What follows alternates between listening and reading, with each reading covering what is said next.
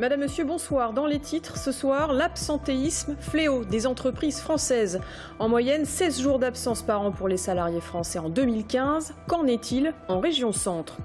Une vie toujours de plus en plus chère pour les étudiants. En cette rentrée 2016, beaucoup sont à la recherche d'un job pour pouvoir financer leurs études. Où aller et comment s'y prendre? Réponse dans ce journal. Et puis ce soir, nous vous emmènerons au château de la Bourdaissière qui accueille depuis 1998 le Conservatoire national de la tomate. Une collection unique en France avec plus de 650 variétés, dont certaines très rares, vous le verrez.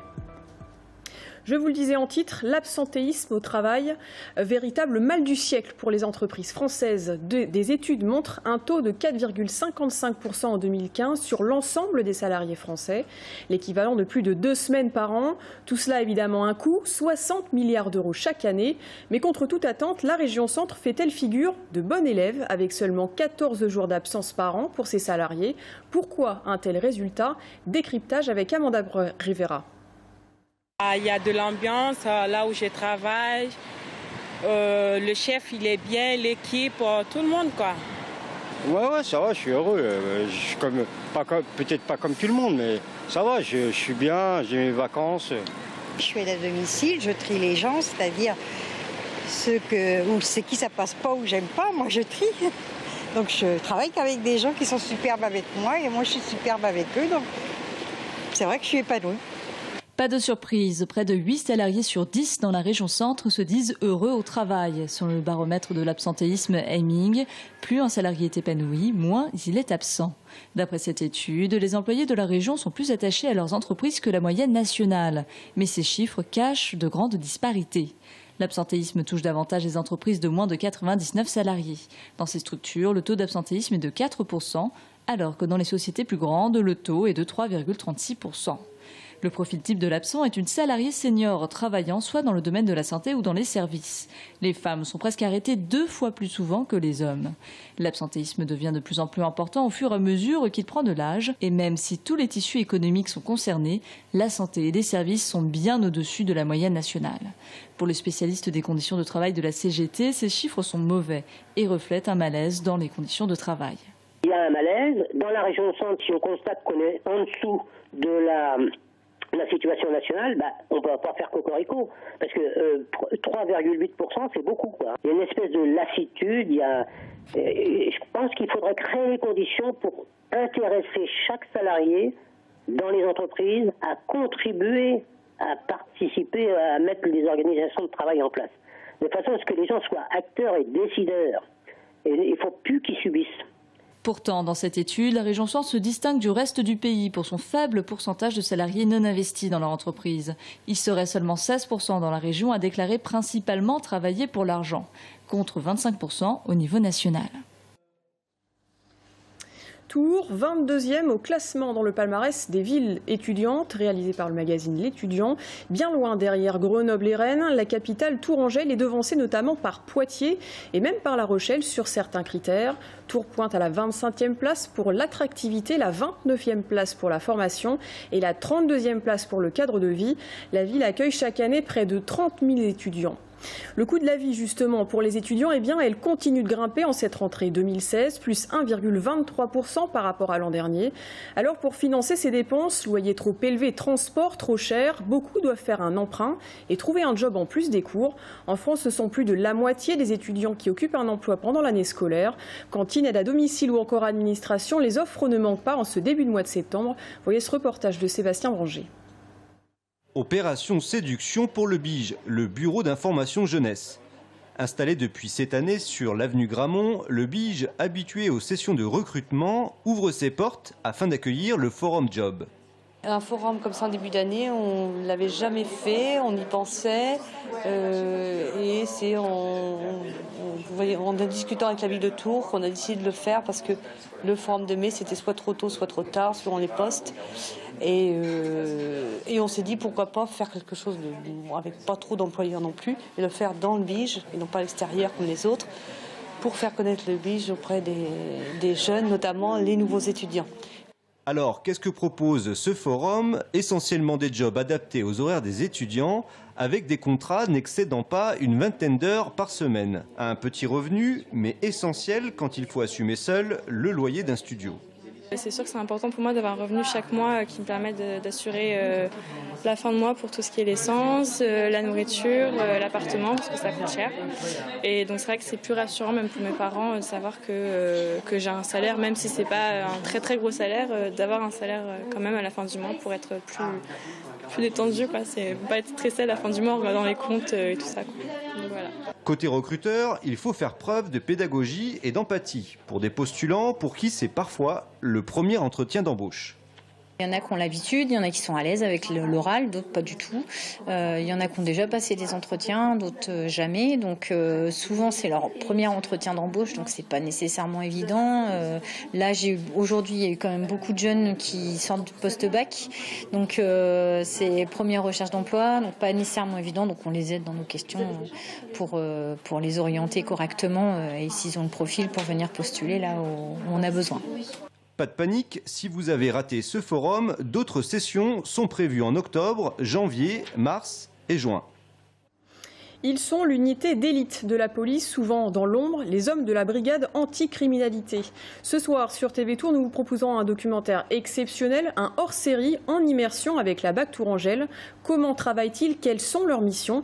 Avant d'en parler avec le réalisateur Arnaud Roy, je vous propose d'en regarder un extrait.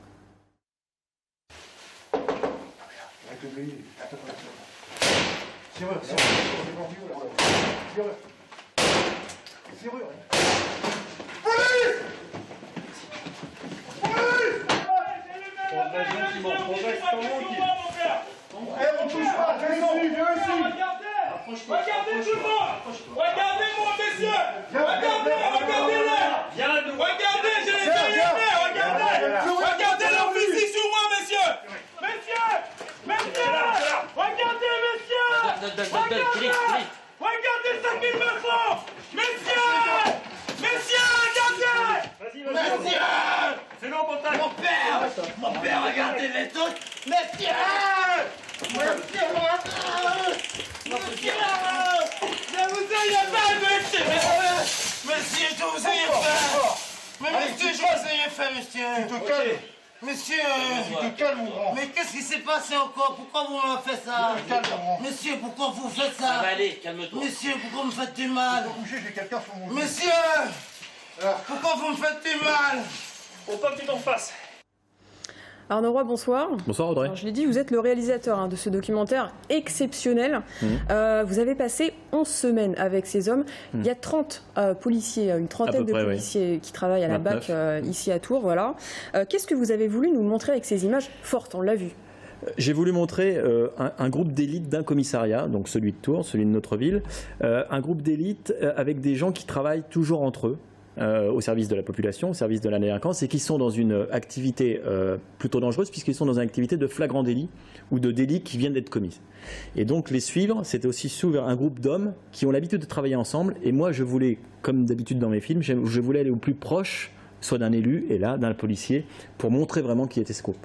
Ces hommes de la BAC, brigade anticriminalité, au jour le jour, leur mission c'est quoi? Ils ne le savent pas. Quand ils prennent leur service à 13h ou à une autre heure, ils ne le savent pas, parce qu'ils sont là, dans leur voiture qui est assez puissante d'ailleurs, pour traquer la délinquance au plus près, dès qu'on les appelle, dès qu'ils voient quelque chose, parce que ce sont aussi des gens qui ont l'habitude de reconnaître des délinquants qui vont peut-être commettre des crimes. Alors justement, c'est des délinquances, c'est des trafics de stupéfiants aussi. C'est ça les missions variées qu'ils peuvent avoir Ça peut aller du simple vol de vélo au trafic de stupéfiants. On l'a vu dans l'extrait, à un schizophrénique qui n'avait pas pris ses médicaments et qui menaçait de descendre avec une arme, une épée. Voilà, donc ça peut être tout ça, les métiers de la BAC, et surtout vis-à-vis de l'état d'urgence en ce moment, ils sont bien sûr sur le qui-vive et ils sont vraiment opérationnels pratiquement 24/24. Alors 11 semaines, c'est du travail de longue haleine. Oui. Si vous aviez à retenir peut-être quelque chose de ce tournage, ce serait quoi? Bien déjà l'immersion dans le groupe. On n'y rentre pas comme ça. On l'a vu, vous étiez juste derrière eux, au cœur. Dans la colonne d'assaut, juste derrière. D'où le titre. Voilà, d'où le titre, au cœur de la BAC. C'est d'abord le groupe. Moi, ce qui m'a intéressé, c'était le rapport humain. Il fallait que je me fasse accepter par ces gens-là, qui avaient l'habitude quand même des caméras, parce que beaucoup viennent des BAC de Paris, et ils n'avaient pas toujours une bonne image du journalisme. Donc c'était pour moi aussi leur montrer qu'on pouvait être au plus proche d'eux sans jamais les gêner, sans jamais les déranger, mais être au plus proche avec la caméra, c'est exactement ce que je voulais. Et voilà, ça s'est passé comme ça. Merci beaucoup Arnaud Roy d'être passé sur notre plateau. Au cœur de la BAC, c'est à découvrir ce soir sur TV Tour à 19h45 et 22h45. Maintenant, je vais vous proposer un peu plus de douceur, Arnaud, si vous le voulez bien. Elle s'appelle Perestroïka, Green Zebra ou encore Super Colosse. Elles sont les stars du château de la Bourdesière, les tomates. Le week-end prochain aura lieu la 18e édition du festival annuel qui leur est dédié. L'occasion pour nous de vous faire découvrir ces drôles de fruits aux richesses insoupçonnées. Le domaine accueille depuis 1998 le Conservatoire national de la tomate, une collection unique en France qui rassemble plus de 650 espèces. Reportage Sabrina Meloult. C'est une collection unique au monde. Ici, d'or au soleil, 670 variétés de tomates. C'est en 98 que Louis-Albert Dubreuil a l'idée de rapporter des graines. Avec le temps, collectionneurs et jardins botaniques ont enrichi ce conservatoire. Nicolas chouchoute ce potager depuis des années et connaît tous les secrets de ses gourmandes. Là, nous nous trouvons devant la variété Verna Orange. Alors Verna Orange, c'est une tomate assez gros fruit qui ressemble à un cœur de bœuf. Donc c'est une variété qui est allongée, pointue, qui a une chair très très dense, avec peu de pépins. Et sa chair est très agréable parce que c'est une chair qui est parfumée, fruitée et fondante. Donc c'est une très bonne tomate sur une plante qui est aussi assez productive. Des tomates anciennes qui alimentent les restaurants du château et qui obéissent à un cahier des charges rigoureux. Alors chaque année, les variétés ici sont reproduites tout d'abord dans la serre, elles sont semées chaque printemps et on les plante à partir du mois de mai dans le potager. Et puis là, durant le mois de septembre, je refais des graines pour les ressemer l'année suivante. Le domaine de la Bourdesière abrite également des plantes aromatiques et autres légumes. Ce week-end, il célébrera son fruit rouge à l'occasion du Festival de la tomate. En sport, basket, l'ADA est passé tout près de la victoire hier face à Vichy. Les Biézois jouaient leur deuxième match amical de pré-saison. Les joueurs de Michael Hay ont pourtant fait jeu égal avec les Auvergnats avant de s'incliner dans les toutes dernières secondes, 82-79. En volley, le TVB prépare sa rentrée. Nouvelle équipe et nouvel entraîneur. Gianpaolo Medei, qui n'est autre que le coach de l'équipe d'Italie, vice-championne olympique à Rio. Il est l'invité cette semaine de l'émission Sport Débrief. Il y parle volley, bien sûr, et notamment de ses bons rapports avec Pascal Foussard, le manager de l'équipe de Tours, qu'il a pu déjà côtoyer lors des JO cet été. Écoutez.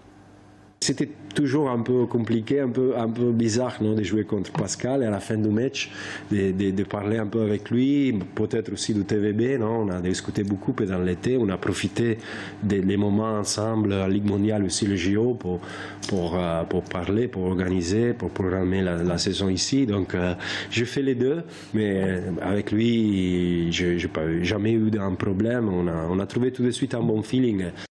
Voilà pour cette interview que vous pourrez retrouver en intégralité ce soir dans le débrief à 19h15 et 20h15 sur TV Tour Val-de-Loire. Et puis toujours en sport, pour ceux qui ne l'auraient pas noté dans leur agenda, ce soir s'ouvriront les Jeux paralympiques de Rio. Encore des chances de médailles pour la France. En lice, 4 athlètes de la région centre, dont 2 tourangeaux. Un événement qui est aussi une belle vitrine pour les sportifs handisport.